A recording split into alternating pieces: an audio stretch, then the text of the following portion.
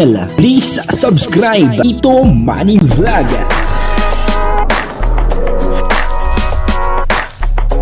Reactor po ni Roel, mga kaibigan.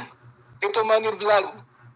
Payagan po si Tito Manny Vlog na mag-reactor para pambiling gamot sa kanya pong karamdaman. Wala man siyang records ng ng awayan. Yan po, good morning mga kapatid. Dito po ako ngayon sa DSWD at ako po ay hihingi ng assistant, medical assistant. Titingnan po natin kung gaano katagal ang pila dito. At talagang napakarami ng tao na humihingi ng tulong sa ating gobyerno. Tatry po natin kung hanggang saan po kakayanin ang pagpila po dito. Papakita ko po sa inyo kung gaano kadami ang tao na nakapila dito sa DSWD. Napakarami pong humihingi ng tulong sa ating gobyerno na talagang napakarami naghihirap ngayon sa ating bayan ng mga Pilipino. Makikita nyo naman po sa pila, talagang napakarami. Ito po, papakita ko po sa inyo kung gaano po karami ang nakapila sa DSWD.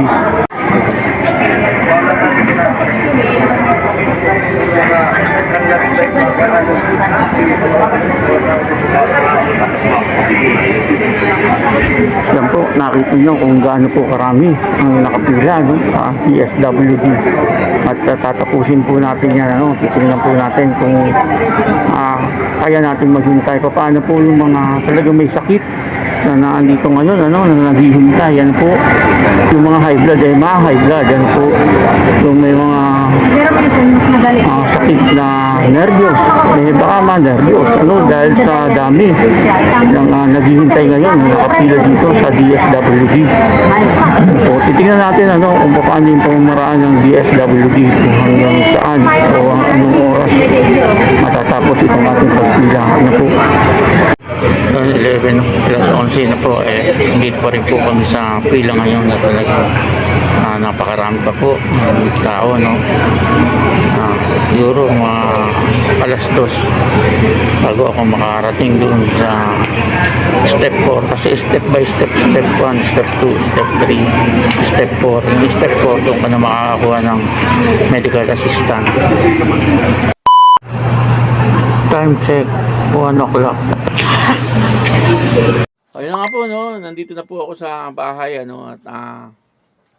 yun na nga, nung galing nga po ako doon sa DSWD, at ako po ay humihingi ng medical assistant, kaya lang, may naging problema, doon sa aking requirements, nakita nyo naman po, pasimula alas 10, hanggang alas 3 ng hapon ako ay nakapila, At ang problema po, nung ako step by step po yun Step 1, nung ako po nasa step 2 na, doon po parang tinitingnan yung mga requirements kung okay, Ako po ay may problema doon sa aking isang requirements. Yung aking medical certificate ay iba doon sa aking doktor. Ibig kong sabihin, kasi po ganito ang nangyari, yung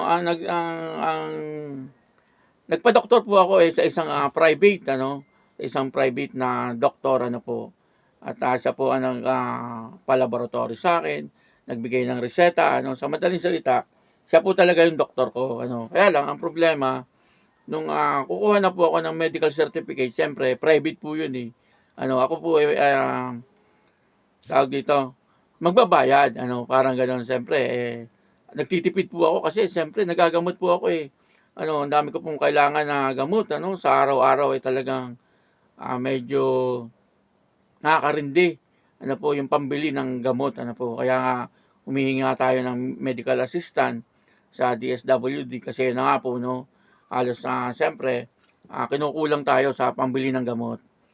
At yun na nga po ang nangyari, ito maging parang katuruan na rin, doon po sa pupunta ng DSWD, At nangyari po, kasi nga may mali doon sa aking requirements, dapat yung aking medical certificate, mismo doon galing din sa aking doktor, Kasi yung kinunan ko po ng aking medical certificate ay sa public na. Public na hospital, doon ako kumuha. Pinakita ko lang yung aking mga reseta at laboratory. Sabi niya, pero sinabihan din po ako nung doktor na nagbigay sa akin na bakit siya ang kailangan magbigay ng medical certificate, hindi naman daw po siya ang aking doktor. Nakiusap po ako, nasabi ko kung pwede, bigyan niya ako kasi nga libre. Libre sa kanya kasi kung doon sa private, magbabayad pa po ako, parang gano'n. Binigyan naman po ako ng doktor kasi parang naawa rin siya sa akin, siyempre. Ang hirap pong bumili ng gamot, yung pong nasa public na doktor, sige, sabi niya.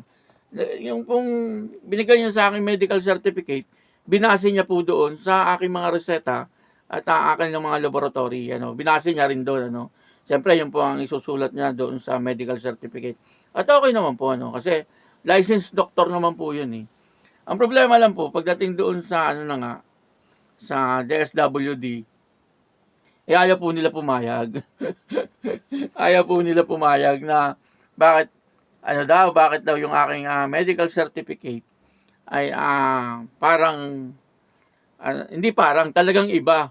Ibig sabihin, iba yung pinagkuhanan ko ng aking medical certificate kaysa doon sa doktor na talagang tumitingin sa akin. Sa isang banda, may pagkakamali rin po ako. Kasi, siyempre, dapat nga naman kung saan ako pa-check up, doon ko kukunin yung aking medical certificate kasi siya nakakaalam talaga kung ano yung aking mga sakit. Parang gano'n. Pero ako, sa akin lang naman po, yung ginawa ko, yung parang nagtipid po ako. Parang nagtipid po ako na baka pwede, baka pwede na gano'n ang mangyari na sa public ako kumuha ng medical certificate. Kaya lang, problema nga po, hindi po na-aproba. Hindi po in-aproba ng DSWD. Kaya kailangan po talaga, kung ano po yung, kung saan po kayo nagpa-check up, doon po kayo kumuha ng medical certificate. Kaya medyo nanlumo po ako, pero yun naman, pasimula umaga, ako po ay pumila, hanggang inabot po ako ng hapon, Ang problema pa, siyempre, pagka tumayo ka po doon, at kakain ka, talagang, baka yung pong iyong upuan, maupuan ng iba, alam naman po natin, yung mga iba nating kababayan, minsan di rin nila maunawaan, yung paghihirap nung nakapila, sisingitan ka, wala na, yung pagtitiis, talagang mawawala. Kaya, kumbaga, hindi po ako, may kumain lang po ako biskwit, isang biskwit lang, tanghalian, at saka tubig, kasi hinatid naman po ako doon ng aking anak. Kaya lang, siyempre, may trabaho din po siya. Kaya, ako lang po mag-isa nandoon na pumila, Kaya, nangyari, nanlumo po ako, nanlumo po ako nung bandang huli.